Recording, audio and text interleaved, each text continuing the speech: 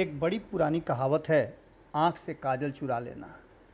खास करके राजनीति में अगर देखें तो जो आंकड़े सेट किए जाते हैं या जो रणनीतियाँ बनाई जाती है, उसमें इस तरह की बातें अक्सर देखने को मिलती हैं। लगातार जब से जातीय गणना का सर्वे रिपोर्ट बिहार की सरकार ने सार्वजनिक किया है, तब से अब आंकड़ों की बाजीगरी और आंकड़ों की जादूगरी शुरू हो चुकी है। 2024 के चुनाव को लेकर के इन आंकड़ों को के खेल में सभी अपने अपने मोहरे फिट कर रहे हैं। इसी में प्रशांत किशोर की भी एंट्री हो गई है।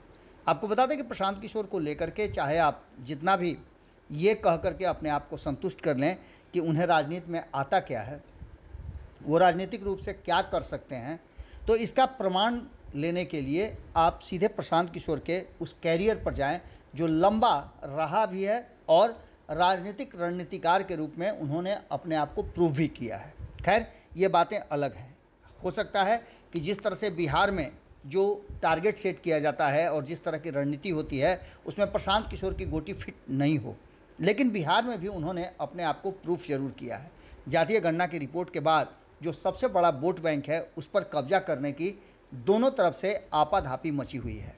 एक तरफ जहां तेजस्वी यादव के पिता लालू यादव बिहार में लंबे अरसे तक मुस्लिम यादव की राजनीति करते आ रहे हैं, इसके साथ साथ उन्होंने 90 के दशक में एक आवाज़ दिया था अति पिछड़ों और पिछड़ों को, जिनको अपने साथ लेकर के आए थे। लेकिन कालांतर में जो 15 साल का उनका शासन रहा, उसमें बहुत सारे समीकरण बने और बिगड़े, लेकिन MY फैक्टर आज भी उनके साथ खड़ा है। ऐसा वोट बैंक ये है जिसके एकजुट हो जाने पर सारे सियासी समीकरण फेल हो जाते हैं। तो क्या ये सियासी समीकरण आने वाले 2024 के चुनाव में नीतीश कुमार के साथ जुड़ करके कोई बड़ा खेल करेगा? क्योंकि साथ में कांग्रेस भी है। लेकिन इन सारी बातों को लेकर के जब आंकड़ों की बात होती है, तो अब जो नया सर्वे रिपोर्ट आया है, उसमें यादव बिरादरी का जो आबादी है वो 14.26 है और मुस्लिम जनसंख्या 17.70 है। यानी कि ये दोनों मिलाकर के करीब 33-34% हो जाते हैं और इसे लेकर के अपनी अपनी दावेदारी की जा रही है। नीतीश कुमार भी इसी की सवारी करने के लिए तैयार हैं। हमने आपको खबरों में बताया भी था। लेकिन क्या देश के सबसे सफल रणनीतिकार के रूप में अपनी पहचान बना चुके प्रशांत किशोर जो सवाल खड़ा कर रहे हैं कि जातिगत गणना के बाद तेजस्वी यादव बराबरी की बात कर रहे हैं, तो क्या वो सच में इस पर खरा भी उतरेंगे? इन सारी बातों को लेकर के प्रशांत किशोर ने सवाल कई खड़े किए हैं, लेकिन इसके साथ साथ एक बड़ी सेंधमारी भी कर दी है। हम आपको बताते हैं कि क्या सेंधमारी की है और किस तरह से प्रशांत किशोर अपने एक एक करके कुनबे को जोड़ने में लगे हुए हैं।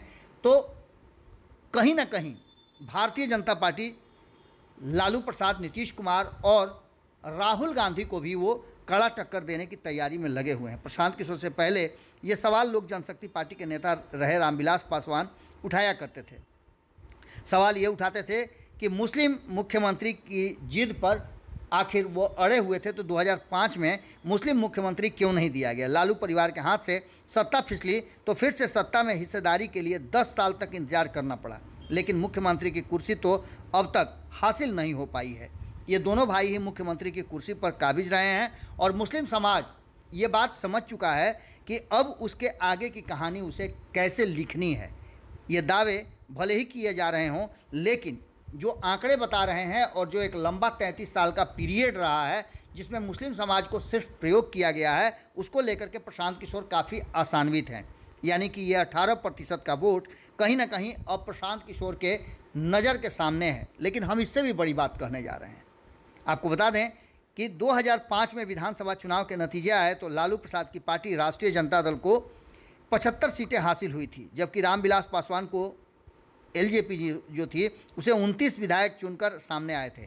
खुद को किंग मेकर की भूमिका में देख रहे रामविलास पासवान ने मुस्लिम मुख्यमंत्री का डिमांड रखा था, तब कांग्रेस को 10 सीटें मिली थी और रामविलास पासवान के इस डिमांड के बाद राजनीतिक भूचाल आ गया था।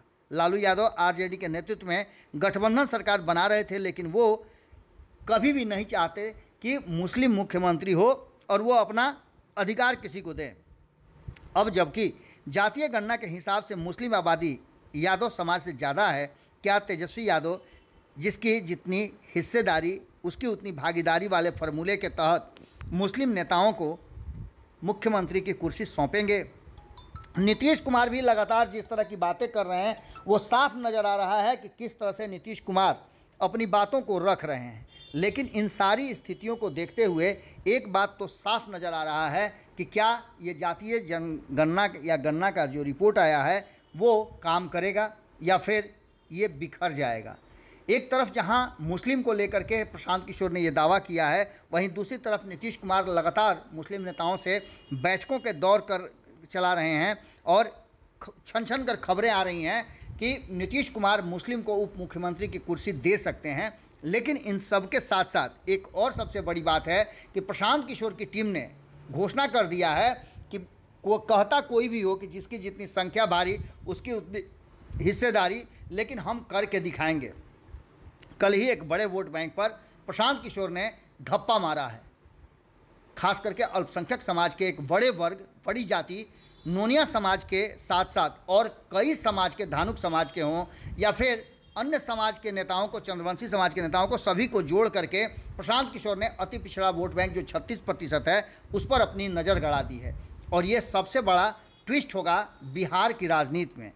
आपको पता है कि जातीय गणना के जरिए बिहार में कुल 215 जातियों का पता चला है। ये भी देखने को मिला है कि 10-12 जातियां ऐसी हैं जिनका राजनीति में सक्रियता शून्य के बराबर है। सबसे बड़ी बात तो ये है कि आज़ादी के बाद जितने भी चुनाव हुए हैं उन चुनावों में अब तक महज 20 जातियों को ही प्रतिनिधित्व मिला है। बाकी की 195 जातियां ऐसी हैं जिनके लिए अभी तक संसद में नो एंट्री का बोर्ड लगा हुआ है।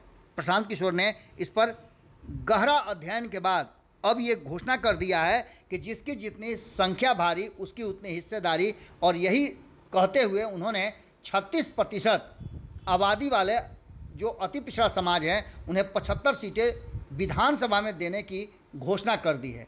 अब देखना दिलचस्प होगा कि लालू प्रसाद, नीतीश कुमार, कांग्रेस और भारतीय जनता पार्टी अपना अपना पुआ पका रहे थे, तो क्या इसमें खलल डाल दिया है प्रशांत किशोर ने।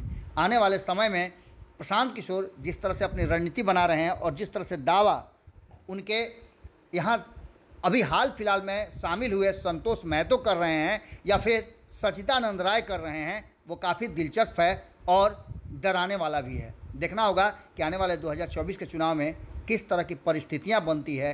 क्या प्रशांत किशोर जिस तरह से अपनी रणनीति के द्वारा जितवाते रहे हैं अलग अलग राजनीतिक क्षेत्रीय दलों को, वैसे अपनी साख और पैठ बिहार में बना पाएंगे। जुड़े रहिए भारत लाइव के साथ। कमेंट बॉक्स में अपनी राय जरूर दीजिएगा। बहुत बहुत धन्यवाद। अगर ये वीडियो पसंद आई और वह बिहार के राजनीति और बिहारियत से सरोकार रखेनी तो सब्सक्राइब बटन दबा के चैनल के सब्सक्राइब कर ली। ओजे एगो घंटी बा, ओकरा बटन दबा देला से कुल सटीक और मारक खबर रुआ मुफ्त में मिल जाई। अगर रुआ पत्रकारिता के हमनी के नया प्रयोग में सहयोग कर चाहतानी तो ज्वाइन बटन दबा दी। पेटीएम नंबर नोट कर ली 9386816700। धन्यवाद।